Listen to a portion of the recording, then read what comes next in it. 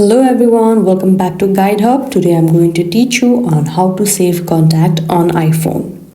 Now tap on your phone application.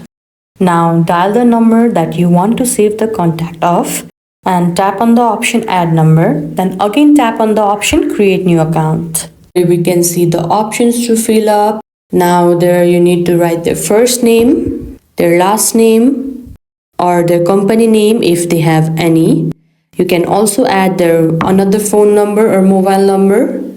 You can also add their email address. You can add their pronouns. You can also choose ringtone or the text tone that you want to get while they text you.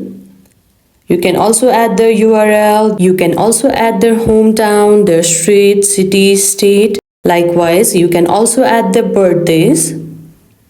Not only this, but you can also see there the option add photo. You can go there and choose the photo that you like or you want to keep and select there. Now after it's done, you can see the option done at the top right corner. You need to tap there. Now you can see it is all set. Their contact is saved on your iPhone. I hope this video helped. Don't forget to like this video and subscribe our channel Guide Hub. Thank you.